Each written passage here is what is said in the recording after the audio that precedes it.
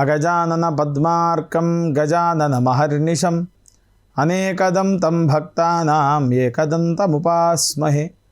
వాగీషాద్యా సుమనసః సర్వార్థానాముపక్రమే యన్నత్వా కృతకృత్యా స్యుః తం నమామి గజాననం.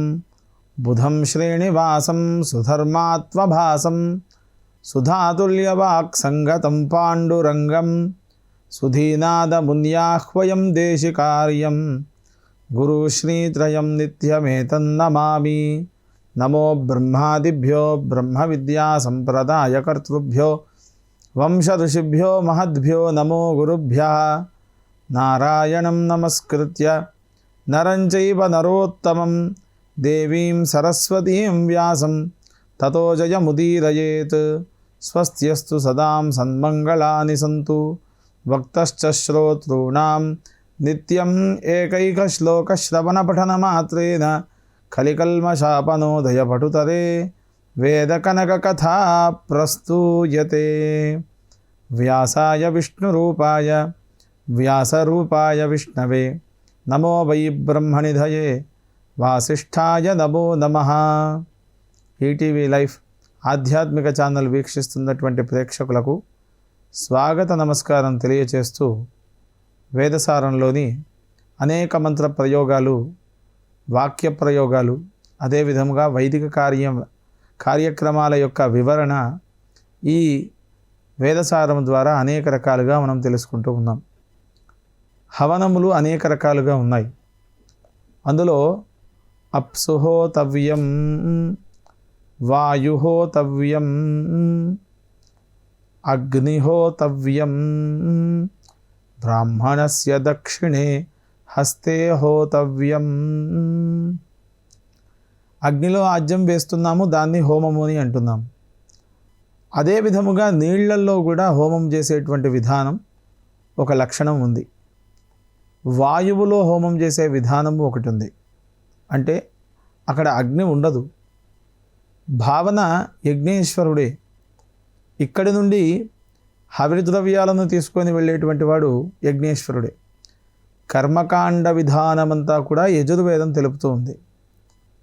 బ్రాహ్మణస్య దక్షిణే హస్తే హోతవ్యం. వేదవేత్త అయినటువంటి విప్రుడు, బ్రహ్మజ్ఞానాన్ని పొందినటువంటి వాడి చేతిలో పితృదేవతలను ఉద్దేశించి యమాయాంగిరస్వతే పితృమతే స్వధా నమః, సోమాయ పితృపీతాయ స్వధా నమ ఇత్యాహ. స్వధా నమ ఇది వషట్ కరోతి. వషట్ అనేటువంటి శబ్దము చేత అరచేతి యందు దర్భలను 4 భాగములుగా వేసి అందులో హవనము చేయాలి. ఇది ఎక్కడ వస్తుంది ముఖ్యముగా అని అంటే, ఇది శ్రాద్ధాదుల యందు ప్రత్యేకముగా చెప్పబడ్డది. బహ్రుయుచాం ద్విజార్చనం యజుషాం పిండదానంతు అంటూ మనకు నాగరఖండం అనేటువంటి గ్రంథం తెలిపింది. స్కంద పురాణంలో అనేక ఖండాలు ఉన్నాయి. రేవాఖండము, అవంతికాఖండము అని ఈ రకంగా వచ్చి అందులో నాగరఖండము అనేటువంటి ఖండం పూర్తిగా శ్రాద్ధ ధర్మాలు, భోక్త ధర్మాలు ఇవన్నీ కూడా మనకు చెప్పింది. అందులో 4 దర్భలను యజ్ఞగుండము వలె ఆ యొక్క హస్తమునందు, ఆ చేతి యందు వేసి అందులో స్వాహాకారాన్ని వేయాలి. బ్రాహ్మణస్య దక్షిణే హస్తే హోతవ్యం ఏషవా అగ్నిర్వైశ్వానరః యద్బ్రాహ్మణః. వైశ్వానరుడు అంటే యజ్ఞేశ్వరుడు. ఆయన ఏష అక్కడికి వస్తూ ఉన్నాడు. వచ్చి ఆ హస్తము యందు ఇచ్చినటువంటి హవిరి ద్రవ్యాన్ని స్వధాదేవితో కూడుకొని పితృదేవతలకు సమర్పిస్తూ ఉన్నాడు. ఇక్కడ యజ్ఞేశ్వరుడికి స్వాహాంతు దక్షిణే పార్శ్వే దేవీం వామే స్వధాం తథా.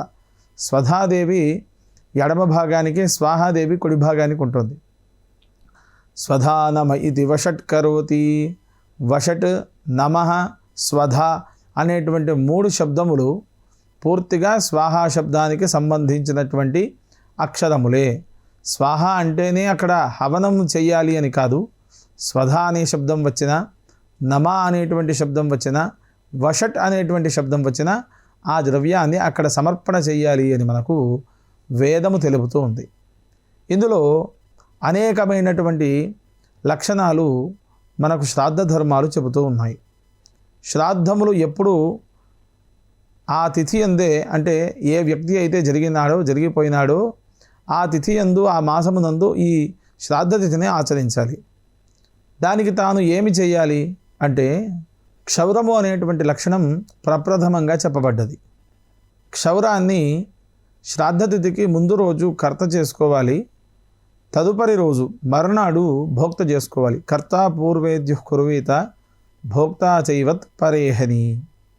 నఖకేశాన్ వికృంతనం. నఖములు, కేశములు అనగా నెత్తిపైన ఉండేటువంటి వెంట్రుకలను, వీటికి కేశములు అని, ఈ చెంపల మీద వచ్చేటువంటి గడ్డాన్ని శ్మశ్రువులు అనేటువంటి పేర్లతో పిలుస్తూ ఉంటారు. వీటిని కర్త పూర్వేద్యు కుర్వీత భోక్తా చైవత్ పరేహని. కర్త ముందు రోజు క్షౌరం చేసుకుంటే భోక్త మరుసటి రోజు క్షౌరం చేసుకుంటాడు అనేటువంటి అంశాన్ని మనకు ఈ నాగరఖండం తెలుపుతూ ఉంది. కర్త ఉండాల్సినటువంటి లక్షణం ఏంటి అంటే శ్రద్ధయా ధీయతే శ్రాద్ధం. శ్రద్ధగా ఆచరించాలి. అది ఎలాంటి శ్రద్ధ ఉండాలి?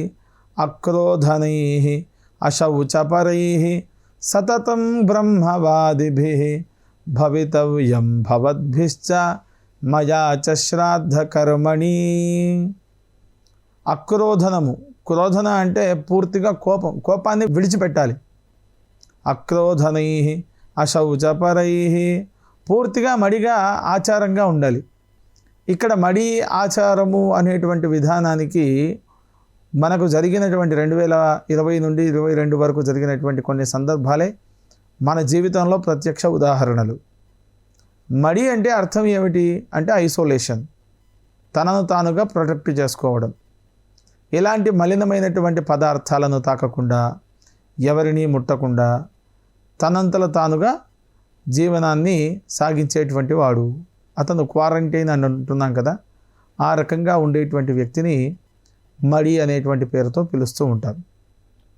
అశౌచపరై అంటే ఎక్కడ కూడా అంటు ముట్టు అనేటువంటి వ్యవస్థను తాకకూడదు.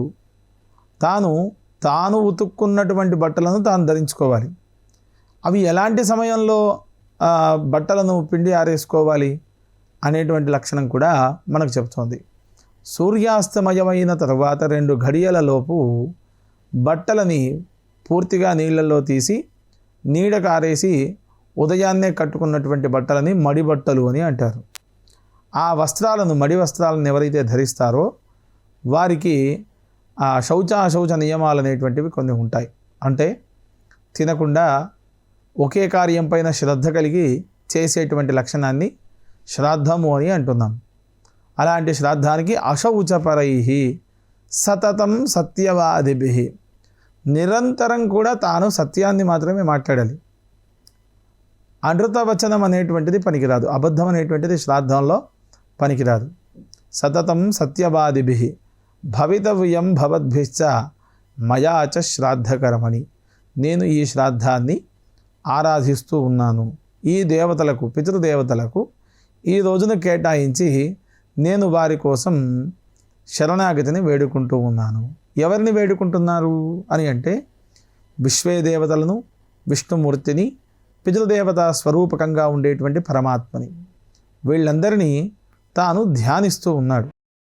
ఉషంతస్త్వాహవామహ ఉషంతః సమిధీమహి ఉషన్ను శత ఆవహ పితॄన్ హవిషే అత్తవే.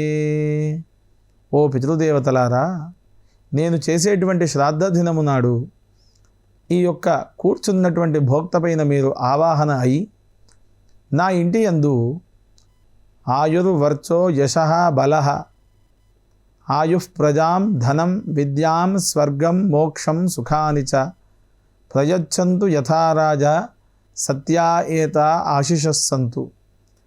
నేను సత్యమును కోరుకుంటూ ఉన్నాను. అది ఎలాంటి సత్యం? ఆయుష్ అనేటువంటి సత్యం.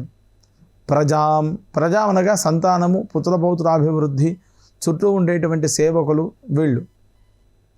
ధనం విద్యాధనాన్ని కోరుకుంటూ ఉన్నాను, ధనాన్ని కోరుకుంటూ ఉన్నాను, ఐశ్వర్యప్రదాన్ని కోరుకుంటూ ఉన్నాను. స్వర్గం మోక్షం సుఖానిచ, సువర్గము అనగా ఎలాంటి గతుకులు లేనటువంటి రేపటి గురించి ఆలోచన చేయనటువంటి లక్షణాన్ని స్వర్గము. అక్కడెక్కడో ఇంకో లోకంలో ఉంది, నేను అక్కడికి వెళ్ళి అనుభవిస్తాను అన్నదానికంటే అపిస్వర్ణమయీం లంకాం నమే లక్ష్మణ రోచతి జననీ జన్మభూమిశ్చ స్వర్గాదపి గరీయసి. వాల్మీకి రామాయణ వాక్యం.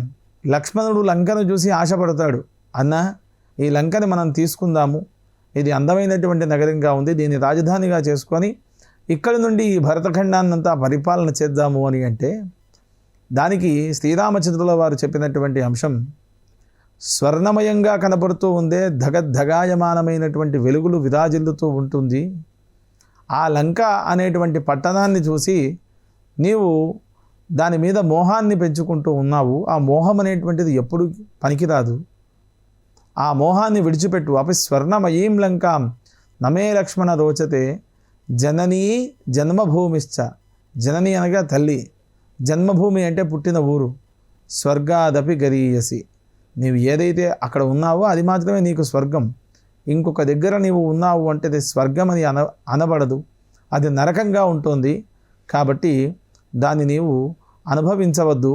నీవు అయోధ్యకే వెళ్దాం పదా అని చెప్పేసి లక్ష్మణుని రాముడు ఒప్పించి తీసుకొని పోయినట్టుగా వాల్మీకి రామాయణం మనకు చెప్తూ ఉంది. అంటే ఇక్కడ స్వర్గం మోక్షం సుఖానిచ. సుఖం అనేటువంటిది ప్రతి వ్యక్తి కోరుకుంటాడు. సుఖం అనేది కోరుకోకపోతే వినే చెవుల నుండి చూసే ప్రపంచం వరకు ఈరోజు మారిపోయింది. ఇలాంటి అక్షరాలను మాటలను ఇవన్నింటినీ మనం పూర్వంలో వినేవాళ్ళం. కానీ ఇప్పుడు ఎవరైతే చెబుతున్నారో చెబుతున్న వక్త యొక్క ముఖము చూస్తూ చెవులను వాళ్ళకి అర్పిస్తూ ఉన్నాం. ఇది మార్పు. వాళ్ళు దీపాన్ని పెట్టుకొని రాశారు, దీపపు కాంతి ఇబ్బంది అవుతోంది, నా పిల్లలకు ఆ ఇబ్బంది కావద్దు అనుకున్నారు. కాబట్టి ఈరోజు మనం లైట్ల కింద ఉన్నాం, వెలుతురు కింద ఉన్నాం. వెళ్ళడానికి ఎడ్ల బండ్లు లేక గుర్రపు బండ్లో నడుచుకుంటూ వెళ్ళడమో సైకిల్ మీద వెళ్ళడమో ఇలాంటివి ఉండేవి. నా పిల్లలు ఈ ఇబ్బంది పడకూడదు కదా అన్నందుకే ఈరోజు మోటారు ప్రపంచం ఏలుతూ ఉంది. అంటే వాళ్ళు ఏ కష్టాన్నైతే అనుభవించారో అవి మనము అనుభవించకూడదు, సుఖంగా ఉండాలి అని పితృదేవతల యొక్క ఆశీర్వచన పూర్వకంగా వస్తుంది. స్వర్గం మోక్షం సుఖానిచ. సుఖములు అనేక రకాలుగా ఉన్నాయి. అవి ఎలాంటి సుఖము అని అంటే రేపటి గురించి ఆలోచన చేయనటువంటి సుఖం. కడుపు నిండా తిండి, కంటి నిండా నిద్ర, ఇవి రెండు ప్రధానం. ఇవి రెండు లేకుండా వేరే వాటి మీద నీవు ఎప్పుడైతే దృష్టిని కేంద్రీకరిస్తూ ఉన్నావో నీ యొక్క జీవితం అంతా కూడా వ్యర్థమైపోతుంది. జీవితం అంతా రోగాల బారిన పడుతూ ఉంది. కాబట్టి మనము వేద ప్రమాణం ఏ రకంగా చెప్పింది అంటే 6 గంటల నిద్ర ఖచ్చితంగా తీసుకోవాలి. వేదము చెప్పిన అంశం అది ఎప్పటి నుండి ఎప్పటి వరకు అని అంటే 10:30 నుండి ఉదయం 3-3:30 వరకు. ఇది ఖచ్చితమైనటువంటి నిద్రా సమయం. ఆ తరువాత శుక్ర ఉదయము అని ఒకటి జరుగుతూ ఉంది. ఆ సమయమందు మేల్కోవాలి. మనం మేల్కొని నిత్య దైనందిక కార్యక్రమాలు ఆచరించాలి. యత్ పుణ్యం నక్షత్రం తద్భట్ కుర్వీతోపవ్యుషం యదా వై సూర్య ఉదేతి అథ నక్షత్రం నైతి యావతి తత్ర సూర్యో గచ్చేత్ యత్ర జఘన్యం పశ్యేత్ తావతి కుర్వీత యత్కారీ స్యాత్ పుణ్యాః ఏవ కురుతే. సూర్యుడి యొక్క ఉదయం అవుతోంది. ఉదయము కంటే పూర్వభాగాన్ని పుణ్యకాలము అని అంటున్నాం. ఆ పుణ్యకాలం అంటే ఏమిటి అంటే నక్షత్రాలు ఉన్నటువంటి కాలం. మరి నక్షత్రాలు ఉన్నటువంటి కాలం పుణ్యకాలం అయితే మిగిలింది పాపకాలమా అనే ప్రశ్న మనకు రావచ్చుగాక. పుణ్యకాలము అని అంటే మనము చేసేదానికంటే రెట్టింపు ఫలం వచ్చేటువంటి కాలము అనేది మనం అర్థం చేసుకోవాలి. అది ఏ రకంగా ఉంటుంది అని అంటే పెద్దవాళ్ళు చెప్పేవాళ్ళు సూర్యోదయము కంటే ముందు చదివినటువంటి అక్షరములు, పదములు, పద్యములు, భాగములు, వేదములు, చదువులు ఏవైనా సూర్యోదయాత్ పూర్వం అధ్యయనం చేసినటువంటివి మెదడు నుండి వెళ్ళిపోవడానికి సిద్ధంగా ఉండవు. అందుకే మన పెద్దవాళ్ళందరూ కూడా ఉదయం 4 గంటలకు లేవాలి, చదువుకోవాలరా నాయన అని లేపేవాళ్ళు. అది ఇప్పటికీ వైదిక గురుకులాలలో ఉన్నటువంటి పరిస్థితి. అది చెబితే వచ్చేది కాదు, సహజాతంగా రావాలి. దాతృత్వం, ప్రియవక్తృత్వం, ధీరత్వం, ఉచితజ్ఞతా అభ్యాసేన నలభ్యంతే చత్వారః సహజా గుణాః. రాముడికి ఉండేటువంటి లక్షణాలు వాల్మీకి రామాయణంలో చెప్తూ ఉన్నాడు.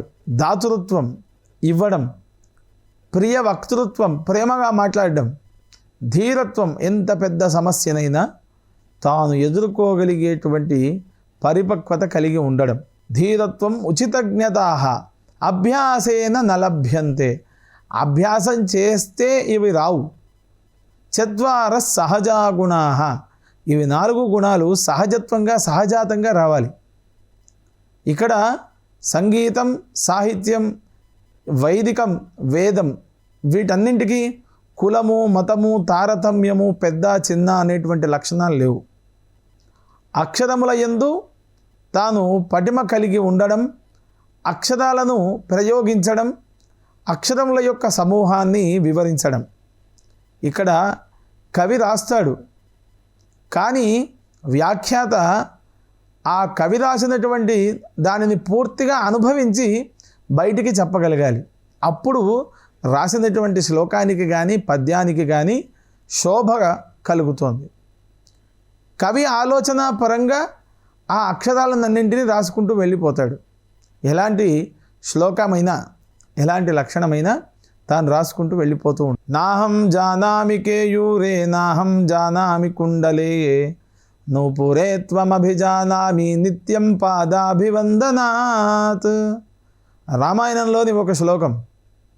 సీతమ్మవారిని రావణుడు ఎత్తుకొని వెళ్ళిపోయిన తర్వాత సీతమ్మ కనబడటం లేదు అని చెప్పి లక్ష్మణుడు వెతుకుతూ ఉంటే ఒక దగ్గరికి వెళ్ళి అడిగినాడు, మా వదినమ్మను నీవు చూసినావా అని. ఎవరు మీ వదినమ్మ, ఎలా ఉంటుంది అని అడిగితే నాకు ఎలా చెప్పాలో అర్థం కావటం లేదు, మరి ఎలా చెప్తావు అని అంటే, చేతికి ఏమైనా మంచి గాజులు వేసుకొని ఉందా అని అడిగినాడు. నాహం జానామి కేయూరే, నేను చూడలేదు ఆమె చేతికి ఏం వేసుకున్నదో నేను చూడలేదు. మరి పోనీ చెవులకు పెట్టుకున్నటువంటి కమ్మలనైనా చూసినావా, జుమ్కీలనైనా నువ్వు చూసినావా అని అంటే, నాహం జానామి కుండలే, నేను అవి కూడా చూడలేదు. మరి ఏం చూసావయ్యా నువ్వు, మీ వదినమ్మ కనబడడం లేదు అని చెప్తూ ఉన్నావు కదా, మరి నీవు చూసినటువంటిది ఏమిటి అనే ప్రశ్న అక్కడ ఉన్నటువంటి వాళ్ళు వేస్తే, ఒకటి మాత్రం చూసినాను. ఏమిటి అవి అంటే, కాళ్లకు పెట్టుకున్నటువంటి కడియాలు. మరి అవే ఎందుకు చూసినావు? నూపురే త్వం అభిజానామి, అవి మాత్రమే నీవు ఎందుకు చూసినావు అని అంటే, నిత్యం మా అన్న వదినలకు నేను పాదాభివందనం చేస్తాను. నిత్యం పాదాభివందనాత్, అందువలన నేను అవి చూసినాను. వాల్మీకి రామాయణం రాసుకుంటూ వెళ్ళిపోయినాడు శ్లోకాలన్నింటినీ 24,000. ఆ ఒక్కొక్క శ్లోకానికి ఒక్కొక్క అర్థం ఉంది. ఆ అర్థాన్ని చెప్పేటువంటి వాళ్ళు వ్యాఖ్యాతలు. పూర్తిగా ఈ వైదిక పరిభాష కానీ, వేద పరిభాష కానీ, శాస్త్ర పరిభాష కానీ, గ్రాంధికము కానీ, సామాన్యం కానీ, గ్రామీణం కానీ, జానపదం కానీ, ఇవన్నీ కవి రాసుకుంటూ వెళ్ళిపోతాడు తనలో ఉండేటువంటి భావనలు, తాను దర్శించినటువంటి లక్షణాలను. కానీ పండితుడు దానిని అనుభవించి బయటికి వ్యక్తపరచాలి, అప్పుడే దానికి శోభ కలుగుతోంది. ఒక చెట్టు ఉంది, చెట్టు నిండా పుష్పములో లేక ఫలములో ఉంటేనే ఆ చెట్టుకు శోభ. ఏమీ లేకుండా ఉట్టిగా పచ్చగా ఉన్నా అది శోభగా ఉంటుంది. కానీ ఎండిపోయిన చెట్టును చూస్తే అందులో ఎలాంటి కవిత్వము కానీ దాని లక్షణం కానీ మనకి ఏమీ కనపడవు. ఇవి కవిత్వానికి ఉండేటువంటి లక్షణాలు. యత్ పుణ్యం నక్షత్రం తద్బట్ కుర్వీతోపవ్యుషం, నీవు ఏ అనుష్ఠానమైతే చేస్తూ ఉన్నావో ఆ అనుష్ఠానాన్ని ఉదయానికంటే పూర్వభాగంలో ఆచరించాలి. యత్ పుణ్యం నక్షత్రం తద్బట్ కుర్వీతోపవ్యుషం యదా వై సూర్య ఉదేతి, సూర్యుడు ఉదయిస్తూ ఉన్నాడు, అస్తమిస్తూ ఉన్నాడు. కానీ సూర్యుడు గమనిస్తూ ఉన్నాడా, గమనం చేస్తూ ఉన్నాడా, తిరుగుతూ ఉన్నాడా అనే ప్రశ్నకు సమాధానం ఎక్కడా లేదు. సూర్యుడి చుట్టే మిగిలిన లోకాలన్నీ తిరుగుతూ ఉన్నాయి. భూమి తన చుట్టూ తాను తిరుగుతూ సూర్యుని చుట్టూ తిరుగుతోంది. ఆ అక్షాంశ రేఖాంశాలు అటు ఇటుగా కదిలినప్పుడు కాలభ్రమణం యొక్క లక్షణం ఏర్పడి మనం పంచాంగం అనేటువంటి లక్షణాన్ని రాస్తూ ఉన్నాం. ఇది వేదము చెప్పినటువంటి అంశం.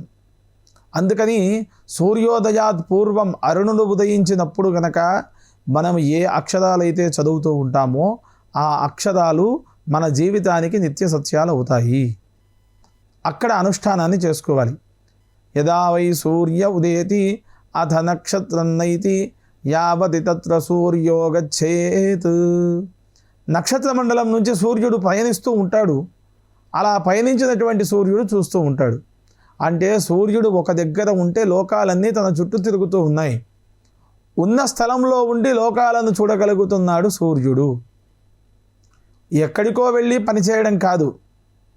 మన దేశంలో మన ప్రాంతంలో మనం ఉండి పనిచేయడమే గొప్ప అనేదానికి ఇది ఒక పెద్ద సూక్తి. ప్రతి వాడు తన ఇంటి దగ్గర ఉంటే, తన ఊర్లో ఉంటే, తన భూమి యందు ఉంటే తాను రాజు అని పిలువబడతాడు. బయటి రాజ్యానికి వెళ్ళినప్పుడు అక్కడ సంపాదించిన సంపాదన తెచ్చి ఇక్కడ చూపించవచ్చు గాక తాను ఎప్పటికీ అక్కడ ఒక బంట్రోతే. కాబట్టి ఇవన్నీ ఆలోచన చేసి పెద్దలు మనకి ఇచ్చినటువంటి ధర్మశాస్త్రాలను అన్నింటినీ మనం చక్కగా చదివి మన తరానికి ఉపయోగపడేటట్టుగా వాటిని మలుచుకొని 10 మందికి వాటిని పంచిపెట్టేటువంటి విధానంగా మనం యొక్క జీవితాన్ని సాగించాలి. అలాంటి వాళ్ళు పితృదేవతలు మనకు ఆయుఃప్రజాం ధనం విద్యాం స్వర్గం మోక్షం సుఖాని చ ప్రయచ్చంతు యథా రాజా సత్యాయేత ఆశిషస్సంతు. ప్రజలను పరిపాలిస్తున్నటువంటి ప్రభువులు వీళ్ళు ఎల్లవేళలా సత్యమైనటువంటి మాటలను పలికి సత్యముగా జీవించేటువంటి విధానాన్ని ఈ పితృదేవతలు మనందరికీ కలిగిస్తారు అనేటువంటి అంశాన్ని మనకు యజుశాఖ తైత్రీయ యజుర్వేదం చెబుతూ ఉంది. అది బ్రాహ్మణస్య దక్షిణే హస్తే హోతవ్యం ఏషవా అగ్నిర్వై ఈశ్వానరః. హోమము చేసినప్పుడు స్వధాశబ్దముగా ఇచ్చేటువంటి పితృదేవతలకు వెళ్ళేటువంటి లక్షణాన్ని ఈ యొక్క వేదము తెలిపినటువంటి అంశం. ఇలాంటివన్నీ ఇంకా మనం అనేక రకాలుగా ఈ వైదిక మార్గంలో ప్రయాణం చేస్తూ వేదసారాన్ని వీక్షిస్తూ వేదసారంలో వచ్చేటువంటి అనేక మంత్రముల యొక్క అర్థాన్ని నిగూఢ రహస్యాలని వాక్య ప్రయోగాలని వింటూ వేదసారాన్ని వీక్షిస్తూనే ఉందాం. స్వస్తి ప్రజాభ్య పరిపాలయంతాం న్యాయేన మార్గేణ మహిం మహిషాః. గోబ్రాహ్మణేభ్య శుభమస్తు నిత్యం. లోకాః సమస్తాః సుఖినో భవంతు. స్వస్తి.